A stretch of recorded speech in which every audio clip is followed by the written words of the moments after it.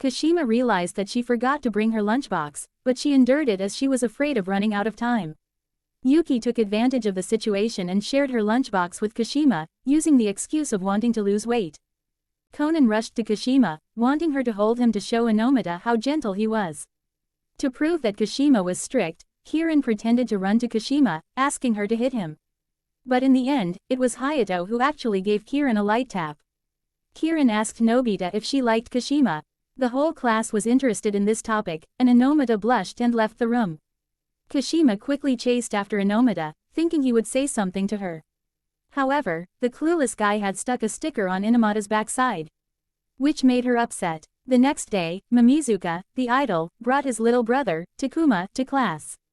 It turned out that Kazuma, Takuma's brother, had a cold and was being taken care of at home.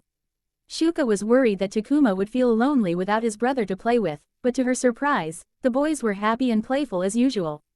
During nap time, Takuma suddenly woke up and left the classroom with his eyes half closed. Kasuma noticed and followed him to find Takuma sitting alone outside the school gate, waiting for his parents to pick him up. While trying to console the little boy, Umi-sensei, Kazuma's mother, arrived and Takuma joyfully hugged both his mother and his recovered brother. The next morning, Kashima discovered a love letter in her personal belongings drawer. After washing her clothes, she read it out loud for everyone to hear. Juki and Inomata, upon hearing it, felt their hearts heat up. Throughout the day, Kashima blushed, unable to focus on anything else due to the impact of the letter.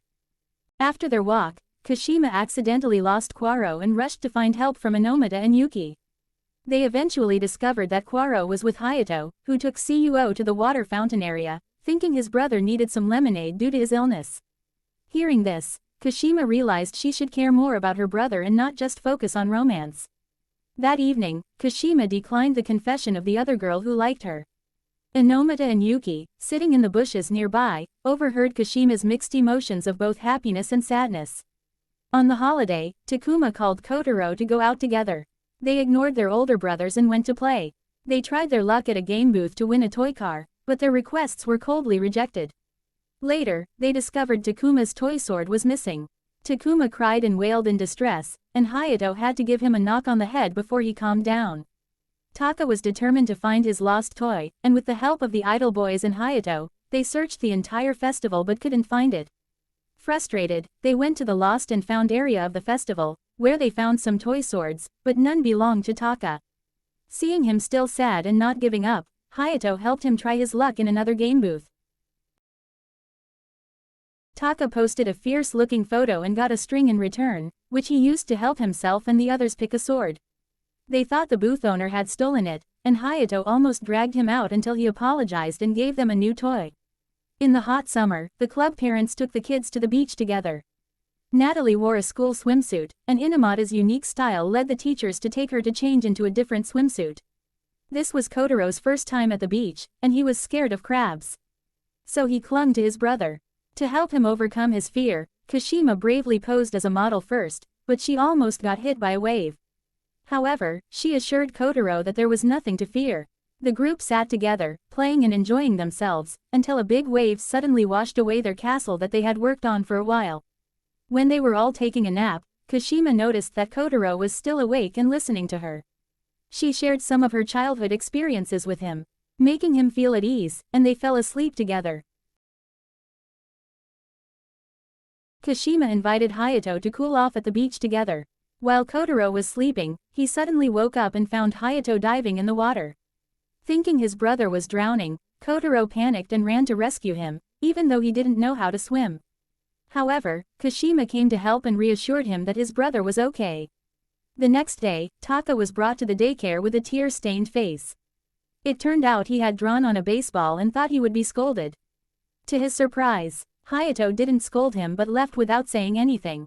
Taka felt sad, thinking that his brother didn't care about him anymore. Kashima was asked to talk to Hayato about not ignoring his little brother. Kashima explained to Hayato that Taka was feeling very sad and had already understood his mistake. She shared stories of how Kotaro accidentally broke her belongings, but she forgave him because he didn't know how to take responsibility for his actions. Hayato started to feel calmer and admitted that he wasn't angry about the broken item, but rather because Taka didn't show any remorse. Kashima advised him to be patient with his little brother and understand his feelings. Another day, Taka's mother took the kids to see an incubator with chicken eggs. The children argued and Hayato got annoyed with their bickering. Kotaro woke up early the next day and asked his brother to take him to see the hatching eggs. He was fascinated by the process and wanted to witness every movement of the little chicks. When the chicks finally hatched, they followed Kotaro around, mistaking him for their mother. Later, when the club kids were playing with the chicks, a wild cat appeared and attacked them. Kotaro bravely protected the chicks, and Kashima praised his courage. The kids enjoyed playing with the chicks, and one day, Ann caught a cold and couldn't come to class, so Kashima had to handle the group of little demons by herself. However, she sought help from Sakawa to manage the kids.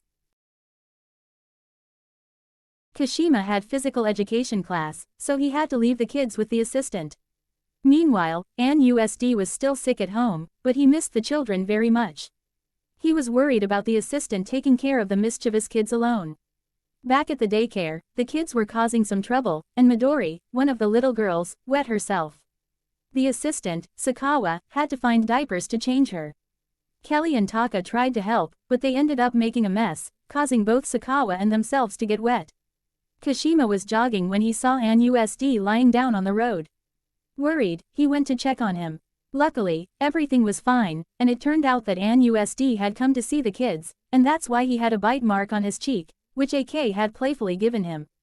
In the daycare room, Kotaro was playing catch with Sakawa. A ball accidentally rolled into a strange room. The assistant told Kotaro that it was a room where the late couple used to live, and their spirits still visited occasionally. One day, when Kashima returned home, he found Kokoro waiting for him outside the door. Kokoro wanted to introduce Kashima to his mother. They went inside, and Kashima helped prepare dinner. As Christmas was approaching, the kids were excited and discussing plans for the Christmas celebration. Hayato, being skeptical about Santa Claus, received reassurance from Kotaro that Santa Claus was real. They all teased him playfully. Kashima decided to give a Christmas present to his little brother. When one of his friends questioned why he was doing it, saying it was the parents' role, Kashima explained that he considered his brother like his own child since they were orphans. Later, Kashima discovered that the assistant had prepared a large feast for Christmas but was not present.